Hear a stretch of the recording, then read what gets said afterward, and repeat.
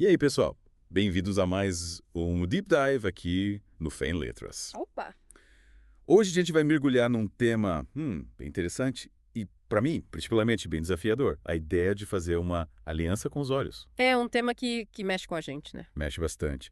A gente vai se basear no livro A Covenant with My Eyes, do Bob Sorge. Clássico, né? E ele dedicou o livro ao filho dele, o Michael. Isso já mostra que a coisa é séria, né? Profunda. Profunda.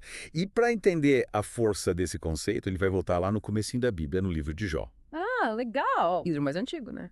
Ele tem muito nos ensinar sobre o poder de uma aliança com os olhos. É. E para me ajudar a desvendar tudo isso, tá aqui com a gente, um especialista. Tudo bem. Tudo ótimo. Prazer estar aqui. Prazer é nosso. Que tal a gente começar? O que te chama atenção nesse conceito de aliança com os olhos? O que me fascina é como essa ideia, mesmo vinda lá do Antigo Testamento, né, ela se conecta com a nossa realidade hoje. A gente vive num mundo saturado de imagens, né? Tô bem. E o livro de Jó, no capítulo 31, versículo 1, traz essa frase. Fiz aliança com os meus olhos, como pois os fixaria numa virgem. Nossa, essa frase já impacta logo de cara. Qual a gravidade que Jó está colocando aqui? Pois é, a palavra aliança tem um peso enorme, não é um acordo qualquer, né? A gente lembra da aliança de Deus com Abraão, um compromisso sério, com consequências sérias. É tipo um pacto. Exatamente. Jó usa essa mesma palavra para falar do compromisso que ele fez consigo mesmo diante de Deus de guardar os olhos. Uau! É como se ele estivesse colocando a própria integridade em jogo. Tipo, Deus, o Senhor é a minha testemunha, meus olhos não vão se desviar para o pecado. Mas como a gente conecta essa história de Jó, que viveu há tanto tempo, com as nossas lutas diárias, especialmente na área da sexualidade? A natureza humana não mudou tanto assim, né? É verdade. A gente ainda se depara com as mesmas tentações, só que hoje, com a internet e as redes sociais, Ah, é verdade. essa avalanche de imagens é muito mais intensa. É como se a gente estivesse num campo minado, né? Cada clique pode ser uma bomba de tentações. Você acha que essa dificuldade extra torna a ideia da aliança com os olhos ainda mais importante hoje em dia? Com certeza. Ah, É aí que a história de Jó se torna tão inspiradora. Ele perdeu tudo, bens, família, saúde. tudo. Mas se manteve firme na fé, se recusou a pecar contra Deus, mesmo no sofrimento. A força de Jó, sua perseverança é uma prova da solidez da aliança que ele fez. Ele sabia que a pureza era fundamental para a sua vida espiritual. Essa ideia da porta dos olhos, né? Que nossos olhos são a porta de entrada para a mente. O que a gente vê pode despertar desejos, pensamentos que nos levam para longe de Deus. Você acha que essa metáfora ajuda a gente a entender melhor o poder das imagens? Sem dúvida. A Bíblia nos alerta sobre essa conexão entre os olhos e o pecado. Em Provérbios capítulo 6, versículo 25, a gente lê: Não cobices no teu coração a sua formosura, nem te deixes prender pelos seus olhares. É bem direto. E tem outros trechos, né? Em Mateus 5, versículos 28 e 29, Jesus radicaliza: Eu, porém, vos digo que qualquer que atentar numa mulher para cobiçar, já em seu coração cometeu adultério com ela. Se o teu olho direito te escandalizar, arranca-o e atira-o para longe de ti. Porque te é melhor que se perca um dos teus membros do que seja todo o teu corpo lançado no inferno. Ah, que forte. Mas arrancar o olho, literalmente. É isso que Jesus está falando. Claro que não. Acho que ele usa uma hipérbole, né? Um exagero. Para mostrar a seriedade do assunto.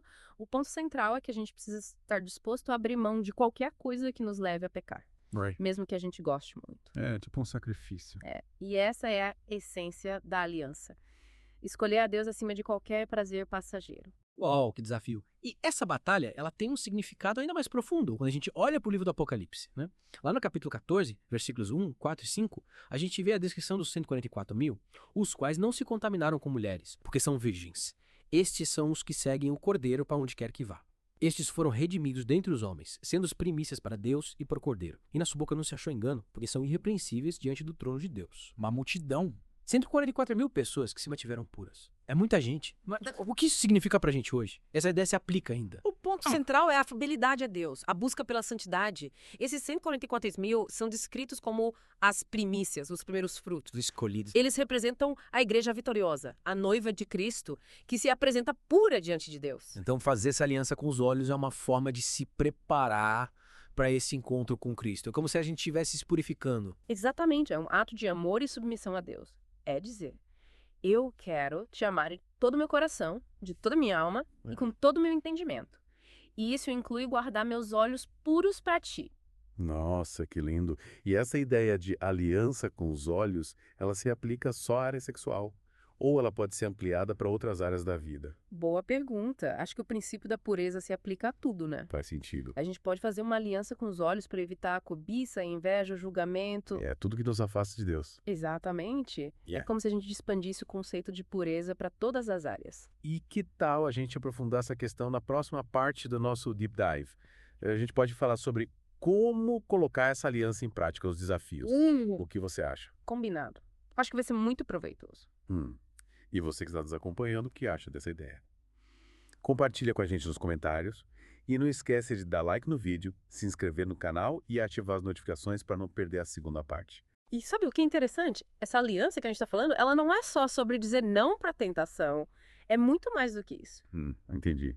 É- Tem algo mais, então. É um caminho para uma intimidade mais profunda com Cristo. Não é só fechar os olhos para tudo que é bonito e pronto, né? Não, não é isso. No livro, o Bob Sorge faz uma comparação que eu achei fantástica.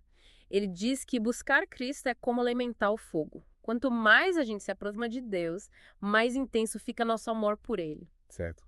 E a pureza, a santidade são como as paredes da lareira. Ah, entendi. Quanto mais fortes, mais sólidas essas paredes, mais forte vai ser o fogo do nosso amor. Gostei dessa analogia. Então, a pureza meio que direciona a nossa energia, né? E faz o nosso amor por Deus queimar mais forte. É isso aí. E quando a gente fala em ver a Deus, como a gente mencionou na primeira parte, isso também está ligado a essa intimidade. Mas me diz, o que você entende de forma? Por ver a Deus. Olha, para ser sincera, essa parte sempre me deixou um pouco confusa. Deus não é invisível. A gente vai ter, tipo, visões. Ou é algo mais... Desfigurado.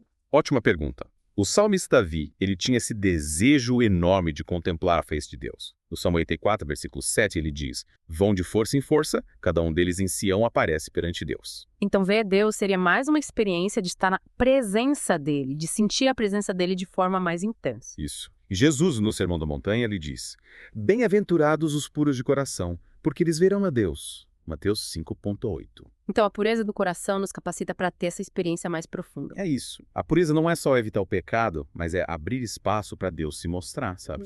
De forma mais plena. Lembra da história de José, que foi tentado pela mulher de Potifar? Sim, lembra? Ele resistiu e foi abençoado por Deus. Exatamente. Ele podia ter cedido, mas escolheu honrar a Deus. Por quê? Porque ele queria muito ver a Deus, receber a herança espiritual que Deus tinha prometido, e ela sabia que o pecado ia impedir isso. Então, no fundo, a pureza é um ato de fé. A gente abre mão de um prazer passageiro, porque acredita que Deus tem algo muito maior. Perfeito! E a história do José é a prova disso. Ele foi recompensado e se tornou um grande líder no Egito. É verdade. Mas e na prática? Como a gente coloca essa aliança em prática no dia a dia? Por onde a gente começa? O primeiro passo é a gente reconhecer nossa vulnerabilidade. A gente tem que ser sincero com a gente mesmo e identificar onde a gente é mais fraco. Quais são os nossos gatilhos, né? Então é tipo o raio-x da nossa alma. É isso, se conhecer bem. E essa análise tem que ser sincera, sem fingimento. Só assim a gente vai conseguir criar estratégias para proteger nossos olhos, nossa mente. E depois a gente sabe quais são os nossos pontos fracos, qual é o próximo passo. Aí a gente parte para ação. O livro dá várias dicas. Uma delas é a gente criar um contrato por escrito, detalhando o nosso compromisso com a pureza. É como um lembrete visual. Em contrato com a gente mesmo. Isso. E esse contrato pode ser bem específico, sabe? Abordando as áreas que a gente é mais vulnerável. Se a internet é um problema, a gente pode se comprometer a não acessar sites impróprios ou a limitar o tempo nas redes sociais. Entendi. E além do contrato, o que mais a gente pode fazer? A oração é fundamental. A gente precisa pedir a Deus força e sabedoria para cumprir a aliança. Essa luta não é fácil. A gente precisa do Espírito Santo para vencer. A gente não tá sozinho, então? Não, de jeito nenhum. A oração nos conecta com Deus com a força que a gente precisa para resistir. E outra dica importante é ter um parceiro de prestação de contas. Alguém de confiança com quem a gente possa dividir as nossas lutas, as vitórias. E alguém para nos dar apoio, né? E lembre-se, essa aliança não é um fardo, é um caminho para a liberdade. Quando a gente escolhe a pureza, a gente escolhe a vida abundante que Cristo nos dá. Que legal. Então, pureza não é só sobre restrição, é sobre viver uma vida mais completa. Mas você acha que dá para alcançar a pureza total nesse mundo? É uma pergunta difícil. Acho que a gente tem que lembrar que a santificação é um processo, uma caminhada. A gente vai ter altos e baixos, vitórias e derrotas. O importante é não desistir. Se arrepender quando a gente errar e pedir a Deus para recomeçar. Então a graça de Deus é essencial, né? Com certeza. Sem a graça de Deus, a gente não conseguiria dar um passo. Por isso que é tão importante a gente se aproximar de Deus, através da oração, da leitura da Bíblia, da comunhão com outros cristãos. É nesse relacionamento com Deus que a gente encontra a força para seguir em frente. Nossa, essa conversa está sendo muito esclarecedora. No começo eu confesso que eu estava meio, sei lá, É, resistente a essa ideia de aliança com os olhos, mas agora eu tô entendendo o valor disso. que bom. E sabe o que é mais legal? Essa aliança pode impactar positivamente todas as áreas da nossa vida. Quando a gente controla os olhos, a gente controla os pensamentos, as emoções, as ações, e isso nos leva a uma vida mais equilibrada, mais feliz. É como se a gente assumisse o controle do leme do nosso barco, né? É isso. E ao invés de se sentir preso por regras, a gente se sente livre para viver a vida que Deus planejou pra gente. Uma vida de paz, de alegria, de propósito. Incrível. E você que está nos acompanhando, o que está achando dessa conversa, compartilha com a gente nos comentários. E não se esqueça de dar like, se inscrever no canal e ativar as notificações para não perder a terceira e última parte do nosso papo. A gente viu nas partes anteriores que essa aliança com os olhos é um compromisso poderoso, né? Mas exige esforço, né? Como a gente coloca isso em prática. Num mundo que nos bombardeia com imagens o tempo todo. A gente falou de identificar os gatilhos, né? O que nos coloca em risco, seja na internet, na TV ou até no dia a dia. Mas e depois? Quais os próximos passos? O Bobson hoje dá umas dicas bem práticas no livro. Uma delas é criar um contrato por escrito. É tipo você colocar no papel, sabe? Seu compromisso com a pureza. Detalhando as áreas em que você é mais vulnerável e os gatilhos que você precisa evitar. Entendi. É tipo um lembrete visual da sua decisão, né? O compromisso com você mesmo, com Deus, para te ajudar a manter o foco. Isso. E esse contrato pode ser bem específico, sabe? Se a internet é um problema, você pode se comprometer a não acessar sites impróprios ou a limitar o tempo que você fica nas redes sociais. Faz sentido. Mas e se a gente escorregar? Mesmo com contrato. Tipo, tá lá firme no propósito e de repente, pá, a tentação aparece. O que a gente faz? Aí entra a importância da oração, né? A gente precisa pedir a Deus força e sabedoria para cumprir a aliança. Afinal, essa luta não é fácil. A gente precisa do Espírito Santo para vencer. A gente não tá sozinho, então. Não, de jeito nenhum. A oração nos conecta com Deus, com a força que a gente precisa para resistir. E outra dica importante é ter um parceiro de prestação de contas, alguém de confiança, sabe? Com quem você possa dividir as suas lutas, as vitórias. Ter alguém para nos dar apoio. Isso. E lembre-se, essa aliança não é um fardo, é um caminho para a liberdade. Quando a gente escolhe a pureza, a gente escolhe a vida abundante que Cristo nos dá. Que legal! Então a pureza não é só sobre restrição, né? É sobre viver uma vida mais completa. Mas você acha que dá pra alcançar a pureza total nesse mundo em que a gente vive? É uma pergunta difícil. Acho que a gente tem que ter em mente que a santificação é um processo, uma caminhada. A gente vai ter altos e baixos, vitórias e derrotas. O importante é não desistir, se arrepender quando a gente errar e pedir a Deus para recomeçar. Então a graça de Deus é essencial. Com certeza. Sem a graça de Deus, a gente não conseguiria dar um passo. Por isso que é tão importante a gente se aproximar de Deus. Através da oração, da leitura da Bíblia, da comunhão com outros cristãos. É nesse relacionamento com Deus que a gente encontra força para seguir em frente. Nossa, essa conversa foi muito esclarecedora. Eu confesso que no começo estava meio, sei lá, resistente a essa ideia de aliança com os olhos, mas agora eu tô entendendo o valor disso. Que bom! E sabe o que é mais legal?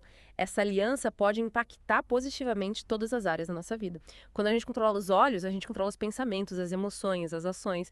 E isso nos leva a uma vida mais equilibrada, mais feliz. É como se a gente assumisse o controle do leme do nosso barco, né? É isso. E ao invés de se sentir preso por regras, a gente se sente livre para viver a vida que Deus planejou pra gente. Uma vida de paz, de alegria e de propósito. E aí, pessoal? O que vocês acharam da nossa conversa sobre a aliança com os olhos? Espero que esse Deep Dive tenha aberto a mente de vocês, assim como abriu a minha. E se vocês se sentirem inspirados, que tal colocar em prática algumas das dicas que a gente compartilhou aqui? Façam um contrato com vocês mesmos, orem pedindo a Deus força para vencer as tentações, busquem um amigo para ser parceiro de prestação de contas e lembre-se, a gente não está sozinho nessa jornada, Deus está sempre ao nosso lado, pronto para nos ajudar a alcançar a vitória. E para quem quer se aprofundar no assunto, recomendo a leitura do livro A Covenant with My Eyes, do Bob Sosh. É uma leitura transformadora que vai te desafiar a viver uma vida de pureza e intimidade com Deus. E claro, não se esqueçam de deixar aqui nos comentários o que vocês já acharam do episódio. Contem pra gente quais foram os insights que mais te impactaram, as dúvidas que surgiram, as experiências que vocês gostariam de compartilhar. A gente adora ler os comentários de vocês e interagir com a nossa comunidade. E para quem ainda não se inscreveu no canal, aproveita para se inscrever agora mesmo e ativar as notificações para não perder nenhum dos nossos próximos vídeos. E se você gostou do episódio, compartilha com seus amigos, com sua família, com todo mundo que precisa ouvir essa mensagem de esperança e transformação. Valeu pela companhia e até o próximo Deep Dive.